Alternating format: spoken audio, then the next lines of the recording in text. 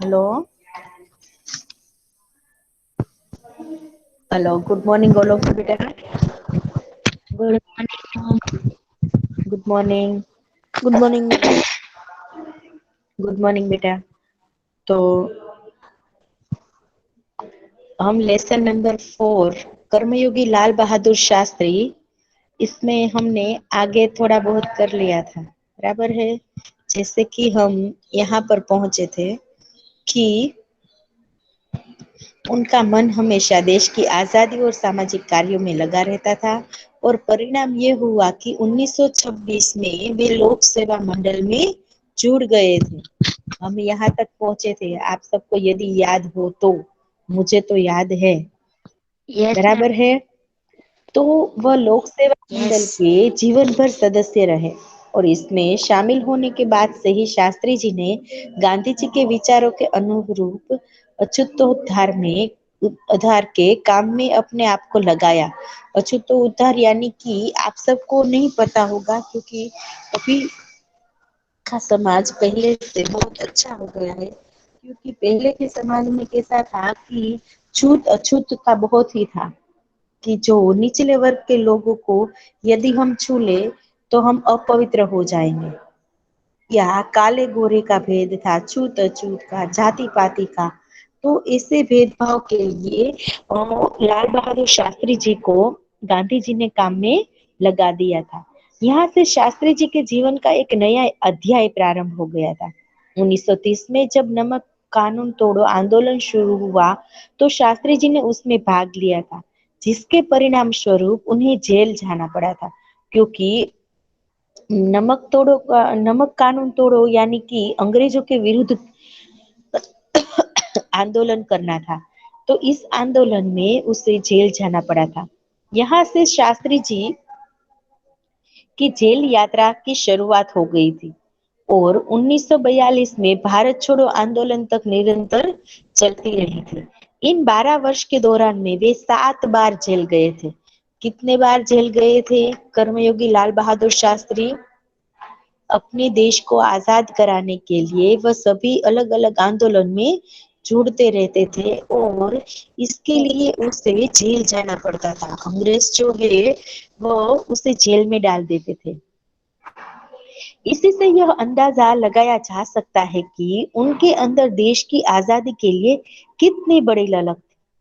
आज हमें अपने देश की कोई वैल्यू नहीं है, लेकिन उस जमाने में हमारे देश को आजाद कराने के लिए कितने जवानों ने, कितने बेटों ने, कितने बाप ने हमारे सब के लिए, हमारे देश के लिए अपनी जान भी दे दी थी। और हंसते हंसते सब अपने देश की आजादी के लिए मरने के लिए भी तैयार थे, क्योंकि वह सब हमारे देश को आजाद देखना चाहते थे। लेकिन आज जब हमें ये मुफ्त में आजादी मिल गई है तो हमें इसकी कोई वैल्यूज नहीं है, बराबर है ना? कि सबको वैल्यू यस। है या नहीं है? नो। यस, नहीं है, सबको नहीं है। किसी एक को नहीं, किसी एक के बारे में नहीं कह रही हूँ, सबके बारे में कह रही हूँ, पूरे देश के बारे में कह रही हूँ। कि जो जिन लोगों ने अपनी जान देकर हमें आजाद करवाया है, तो हमें अब हमारे देश का ख्याल रखना चाहिए।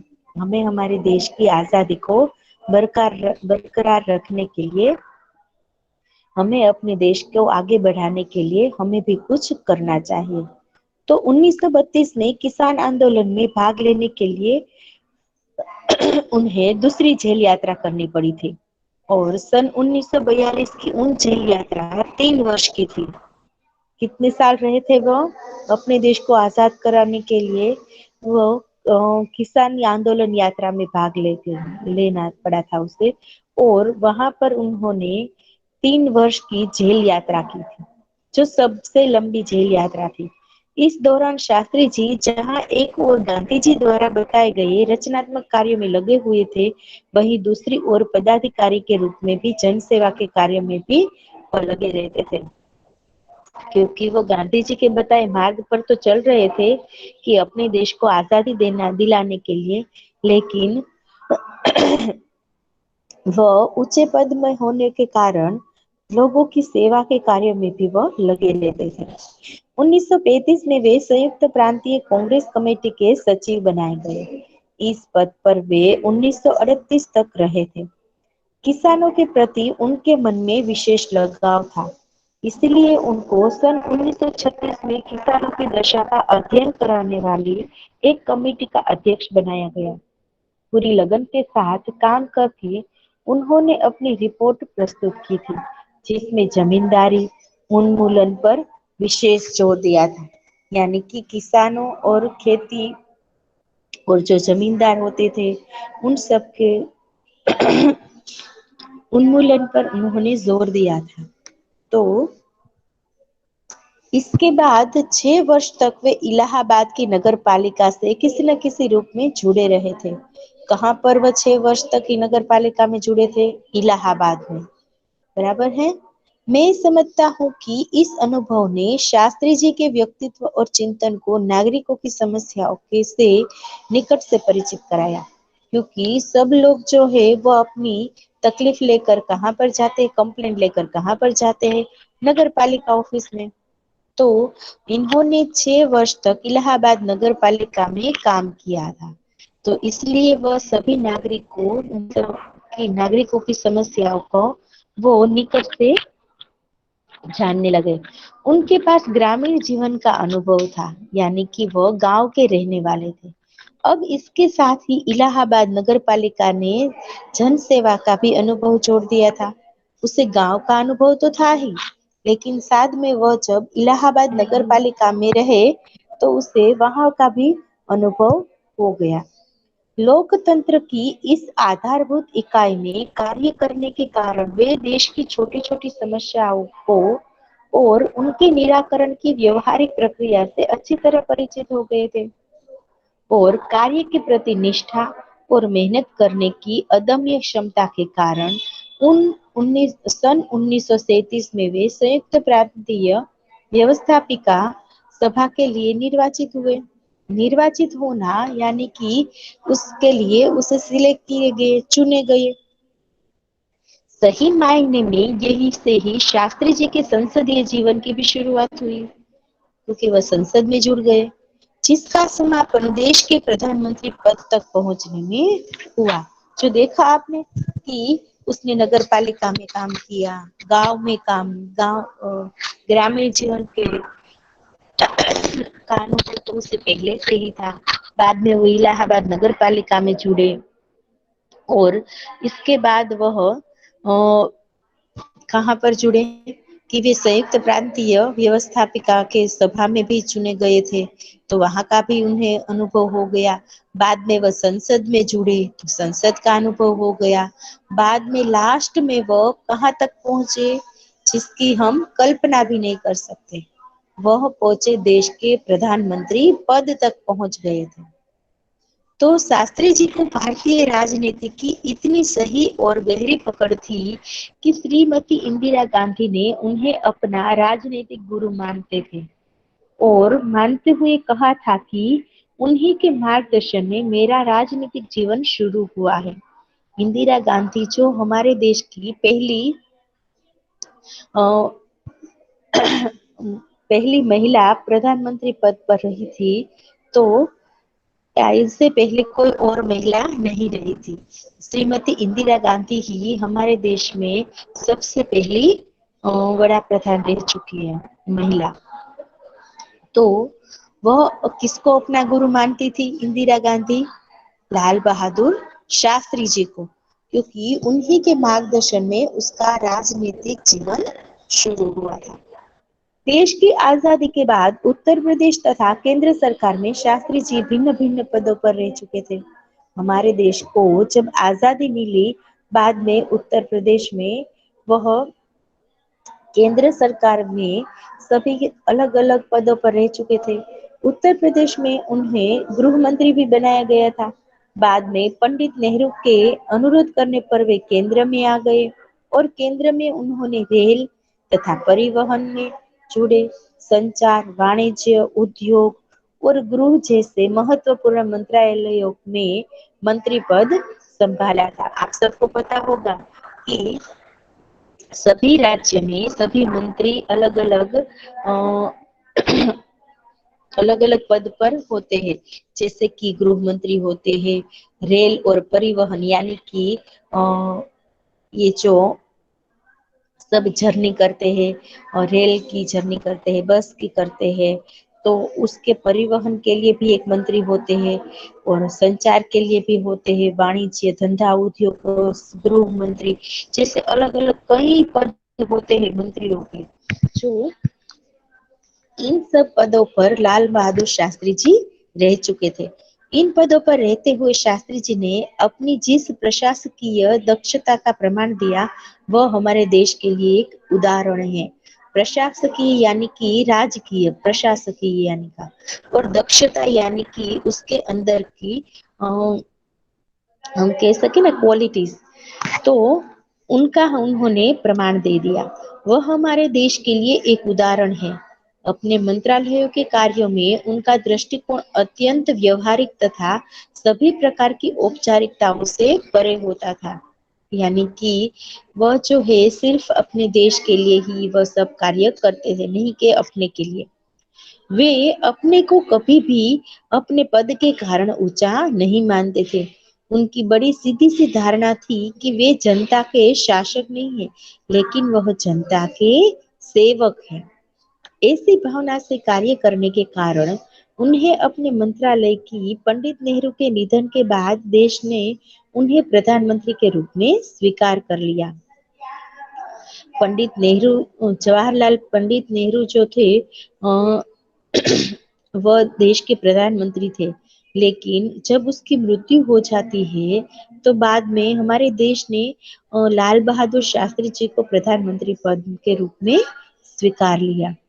देश के इस महत्वपूर्ण पद पर रहते हुए केवल 19 महीने में उन्होंने छोटे से समय में उन्होंने जितनी सफलताएं लोकप्रियता प्राप्त की, वह एक उदाहरण है। शास्त्री जी के सामने अपना उद्देश्य बिल्कुल स्पष्ट था। उसमें किसी प्रकार का धुंधलापन या भटकाव नहीं था। वे हमारे देश के अत्यंत महत्वपूर्ण पदों पर रहे और इन पदों पर रहते हुए भी स्वाभाविक रूप से वह अधिकार संपन्न भी थे, क्योंकि उसके पास सभी अधिकार थे, लेकिन वह अपने अधिकार का दुरुपयोग करते नहीं थे। लेकिन उन्होंने हमेशा आत्म संयम से काम लिया तथा अधिकारों से अधिक कर्तव्यों को तेजीब दी। उन्होंने अपने लिए किसी अधिकार को नहीं रखा। उसने ये ही देखा कि मेरा कर्तव्य क्या है, मुझे क्या करना चाहिए, नहीं कि उन्होंने अधिकारों का दुरुपयोग किया।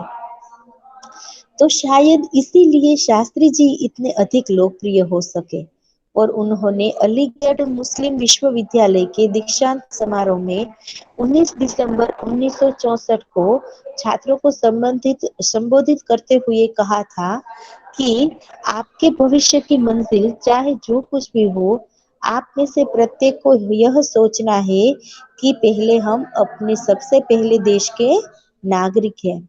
आपके आप चाहे अपने जीवन में जो कोई भी क्षेत्र पर पहुंचे, कुछ भी बने, लेकिन पहले आपको क्या सोचना है कि हम भारत के नागरिक हैं।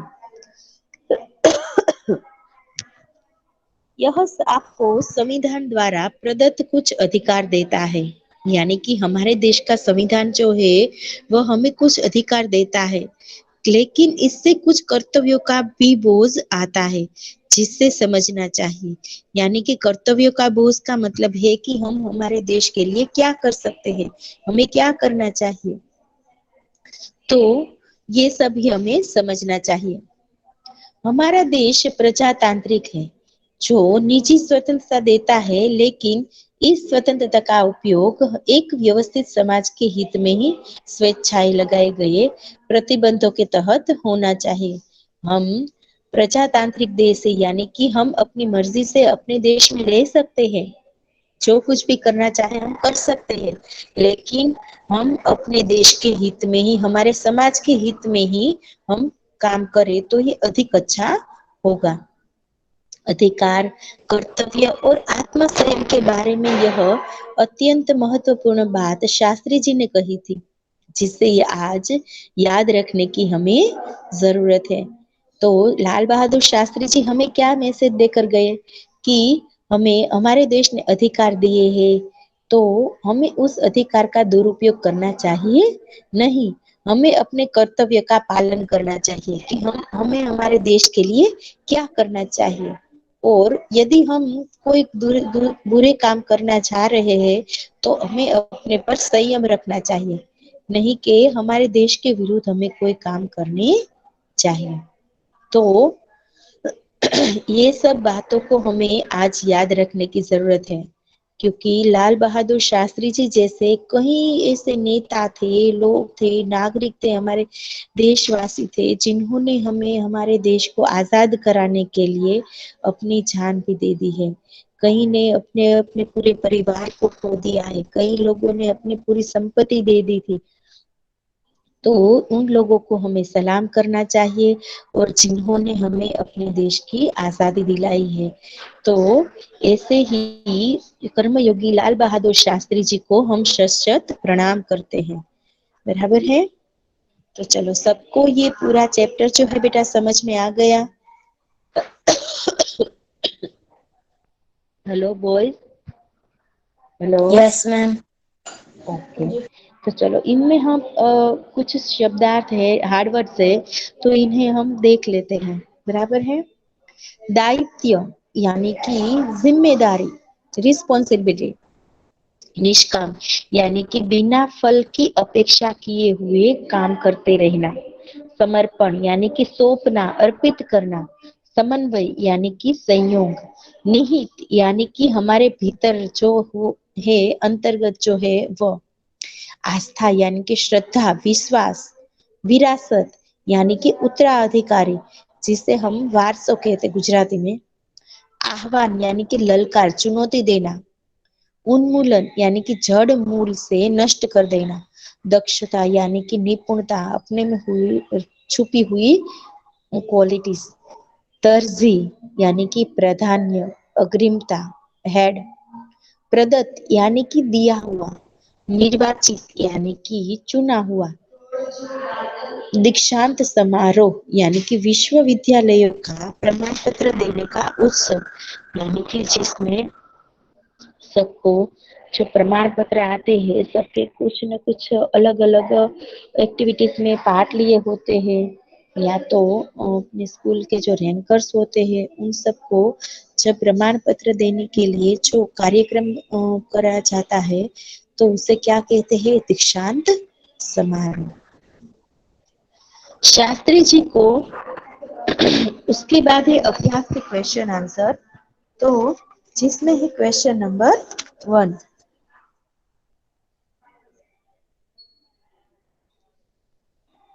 उसमें है नंबर 1, कथनों का आशय स्पष्ट कीजिए। तो जिसमें है शास्त्री जी को निष्काम कर्मयोगी कहना अधिक उचित है।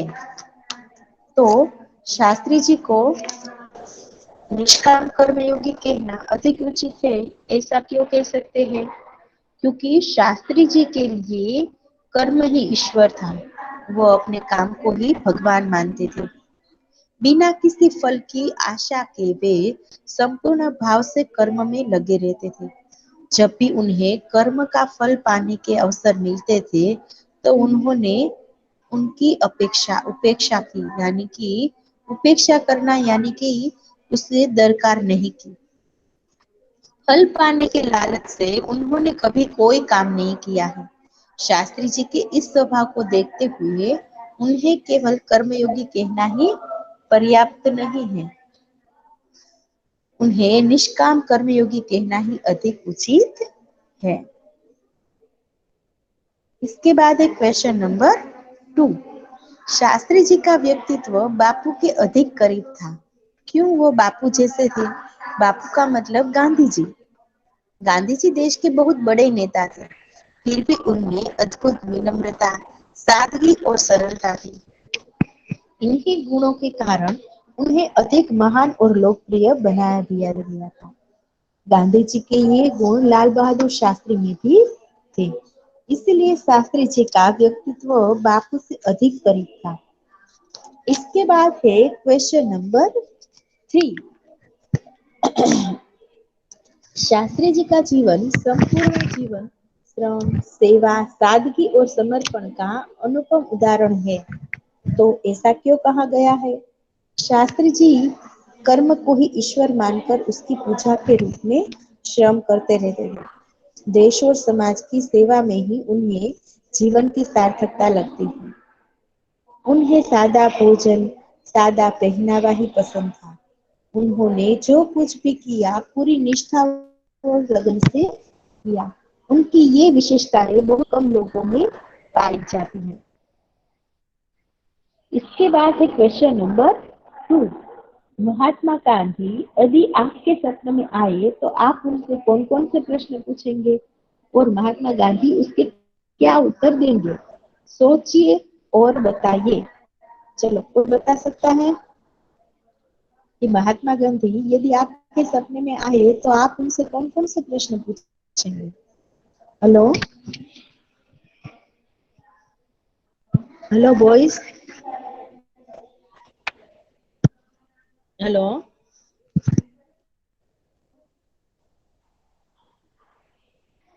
Yes ma'am. हाँ, यदि गांधी जी आपके सपने में आए तो आप उनसे कौन कौन से प्रश्न पूछेंगे?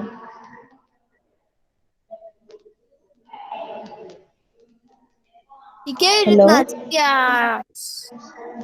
આપણે અંગ્રેજોને એ કેવી રીતના ભગાડે એ પ્રશ્ન પૂછીશ। Yes, very good. तो गांधी जी उसका क्या उत्तर देंगे? वो नहीं पता ma'am.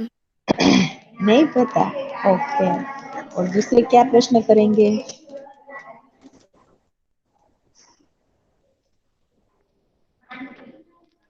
Hello.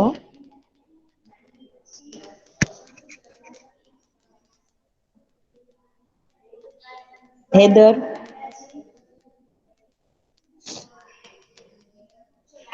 Hello.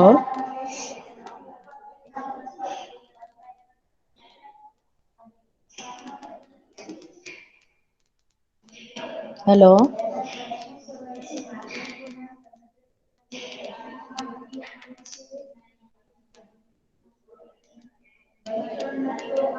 Yes ma'am. हाँ, आप गांधी जी से क्या प्रश्न करेंगे?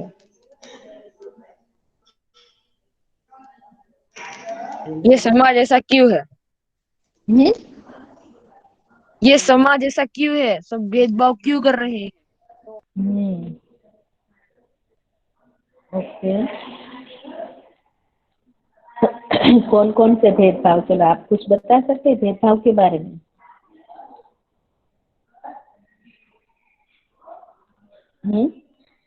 हेलो। कौन से क्या भेदभाव? मैम? कौन से भेदभाव बेटा? कौन कौन से भेदभाव आ सकते हैं उसमें? मैम मतलब सफेद काले चेहरे वाले में सब भेदभाव करते हैं, गरीब अमीर में भेदभाव करते हैं वैसे। हम्म। Very good. ओके। चलो, तो इसके बाद अब है प्रश्नों के उत्तर दीजिए, जिसमें शास्त्री जी जो है देश की किस आकांक्षा को पूरा किया और कैसे? यानी कि देश के लोगों की कौन कौन सी इच्छा को पूरा किया और कैसे? तो उसका जवाब है कि प्रधानमंत्री के रूप में पंडित नेहरू जो थे वो एक समृद्ध राजनीतिक विरासत छोड़कर गए थे। यानी कि तो उनकी मृत्यु के बाद उसे कुशलता पूर्वक संभाल कर शास्त्री जी ने देश की आकांक्षा पूरी की, यानी कि इच्छाओं को पूरा किया।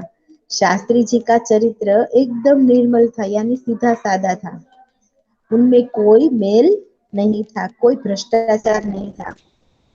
उनमें अद्भुत संकल्प शक्ति थी और राष्ट्र को लाभ पहुंचाना उनके हर कर्म का एकमात्र उद्देश्य होता था। यानी कि अपने देश को किस तरह से लाभ पहुंचे, यही एक कर्म का उद्देश्य था, हर एक कर्म का। उनके इन्हीं गुणों के बल पर वे नेहरू जी की विरासत को संभालने और उसे आगे बढ़ाने का कठिन काम पूरा कर सके थे। उसके बाद है क्वेश्चन नंबर 2। लाल बहादुर शास्त्री पर गांधी जी के आदर्शों का क्या प्रभाव पड़ा था? तो लाल बहादुर शास्त्री जी का जन्म एक साधारण परिवार में हुआ था और उसी में उनकी परवरिश भी हुई थी। तो प्रधानमंत्री जैसे ऊंचे पद पर पहुंचने पर भी वे सामान्य ही बने रहे थे।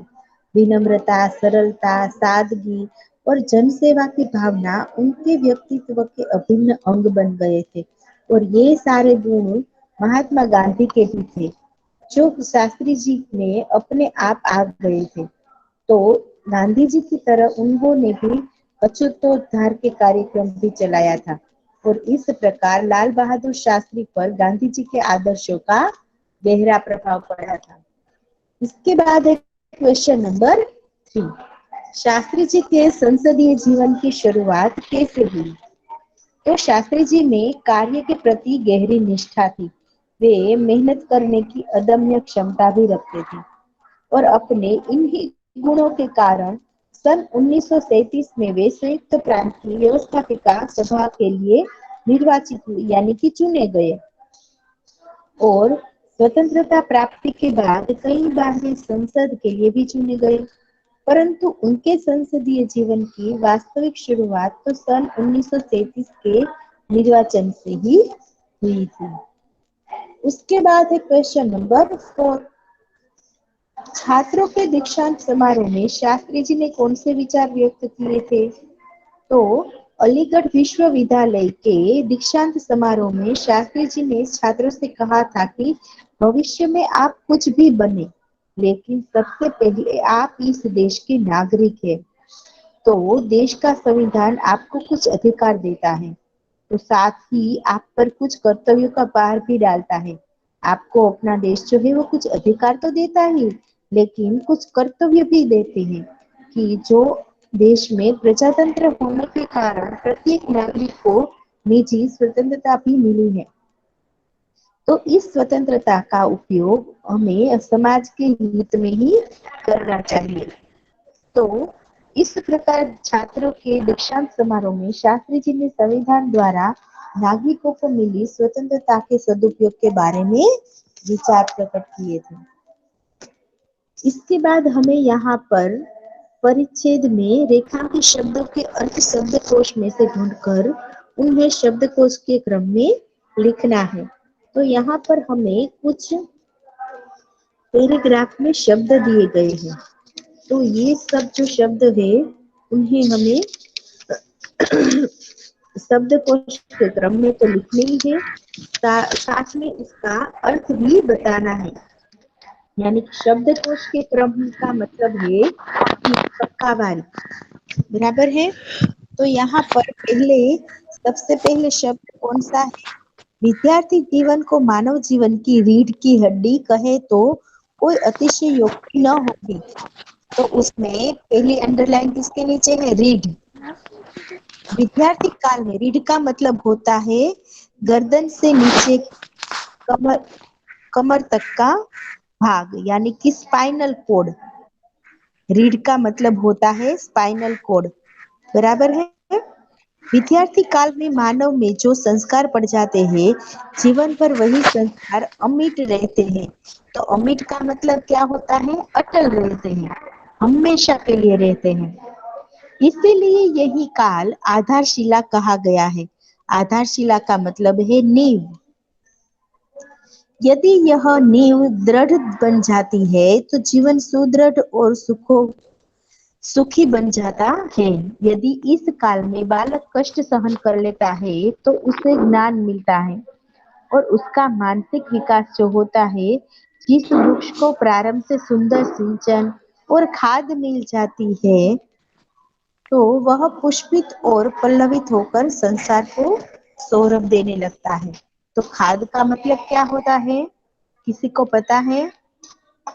हेलो बॉयज, खाद का मतलब क्या होता है? જેને આપણે ગુજરાતીમાં દેશી ભાષામાં કહી શકીએ ને કે ખાતર નાખવું જોઈએ. આપણે જે ખેતર ઉગાડ્યું હોય કે કઈ વાવ્યું હોય તો એમાં શું નાખવું જોઈએ? ખાતર નાખવું જોઈએ અને પાણી આપવું જોઈએ. તો જ વૃક્ષનો સારી રીતે વિકાસ થઈ શકે, એમાં ફૂલો પણ આવી શકે અને સારા ફળ પણ આવી શકે. તો એના માટે શું જરૂરી છે? ખાદ. बराबर છે? तो वह पुष्पित और पल्लवित होकर संसार को सौरभ देने लगते हैं, यानी कि वह पुष्प और सुगंध दोनों देने लगते हैं. सौरभ यानी कि खुशबू, सुगंध.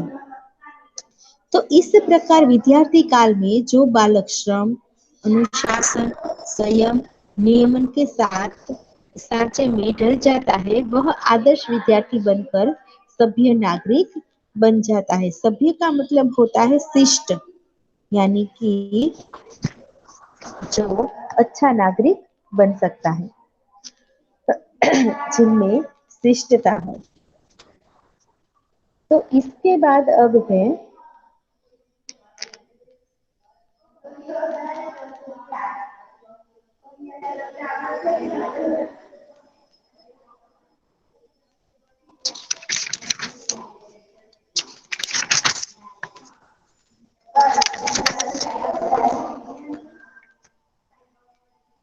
बाद में कुछ एक्स्ट्रा क्वेश्चन आंसर है, वो हम ले लेते हैं. बराबर है? क्योंकि इसमें क्वेश्चन आंसर बहुत कम है, सिर्फ थोड़े बहुत एलक्यू है, शॉर्ट क्वेश्चन आंसर भी नहीं है, एफडी भी नहीं है, एमसीक्यूज भी नहीं है.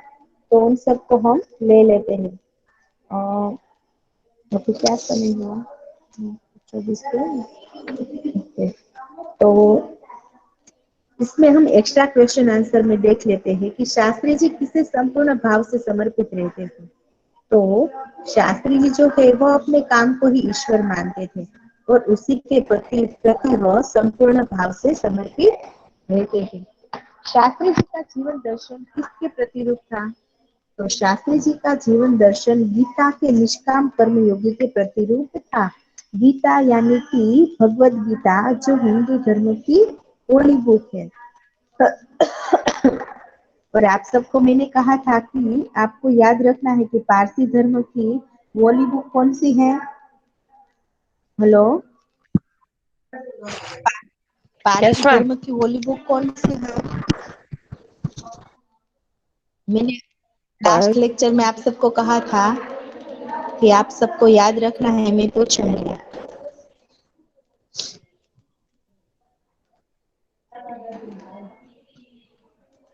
चलो, किसी को याद नहीं है? क्रिश्चियन धर्म की होली बुक कौन सी है? बाइबल. Very good. और सिख धर्म की होली बुक कौन सी है? Hello, ma'am. सिख धर्म की होली बुक कौन सी है बेटा? किसी को पता है? गुरु ग्रंथ साहिब कौन सी है? Yes ma'am, Guru Granth Sahib. Yes. और पारसी धर्म की होली बुक कौन सी है? पारसी धर्म की होली बुक अवेस्ता कौन सी है? अवेस्ता. अवेस्ता. और मुस्लिम धर्म की होली बुक कौन सी है? तो होली कुरान. कुरान. और हिंदू धर्म की होली बुक गीता. कौन सी है? भगवत गीता. ओके. तो शास्त्री जी का जीवन दर्शन भी गीता के निष्काम कर्मयोगी के प्रतिरूप था. उसके बाद है बाइबल की कौन सी युक्ति शास्त्री जी पर लागू होती है? यानी कि बाइबल यानी कि क्रिस्ती धर्म की होली बुक जो है उसका कौन सा सेंटेंस जो है वह शास्त्री जी पर लागू होता था? तो विनम्र ही पृथ्वी के वारस हो गए. इसके बाद है नंबर 4, शास्त्री जी की लोकप्रियता का कारण क्या था? चलो, कोई बता सकता है? हेलो बॉयज, शास्त्री जी की लोकप्रियता का कारण क्या था? क्यों वो सब लोगों को अति प्रिय थे? किसी को नहीं पता? क्योंकि वो सबको एक करना चाहते थे. यस, वो एक करना तो चाहते थे. Very good. और और कोई बता सकता है? शास्त्री जी की लोकप्रियता का कारण ये था कि वह हमेशा आत्म संयम से काम लेते। वो कभी गुस्से नहीं हो जाते थे, अपने पर वह संयम कर सकते थे और अधिकारों की अपेक्षा व कर्तव्य को अधिक महत्व देते थे।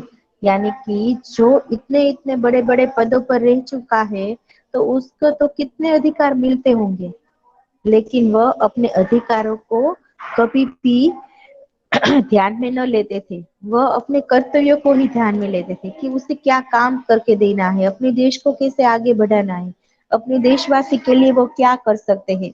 वह वैसा ही सोचते रहते थे, नहीं कि उसे क्या क्या आधार सॉरी अधिकार मिले हैं तो उस अधिकारों का वो कैसे उपयोग या दुरुपयोग करे। लेकिन वह ऐसा कुछ न करके अपने देशों की आगे कैसे बढ़े, ये उसका ध्येय था। शास्त्री जी के जीवन का संदेश क्या है? हेलो, शास्त्री जी के जीवन का संदेश क्या है? कोई बता सकता है? तो शास्त्री जी के जीवन का संदेश ये है कि कर्म के प्रति अटल आस्था और संपूर्ण समर्पण। तो ये हुआ हमारा लाल बहादुर शास्त्री लेसन, यहाँ पर कंप्लीट होता है बेटा। और आज हमने जो लेसन समझा उसमें यदि किसी को कुछ समझ में न आया हो या किसी को कुछ डाउट हो, ऐसा कुछ है बेटा? Hello, hello boys. हाँ मैम। ओके, यस एक मैम। दिन अगले लेक्चर में भी मैं आप सबको पीडीएफ इसकी सेंड कर दूंगी तो देख लेना, इसमें कुछ ओके मैम, देख में लेंगे। आ रहा हो तो आप पूछ सकते हैं, बराबर है? तो अगले लेक्चर ओके में मैम। पूछ लेना। ओके बेटा, चलो okay bye. Ma'am. Bye. Bye ma'am.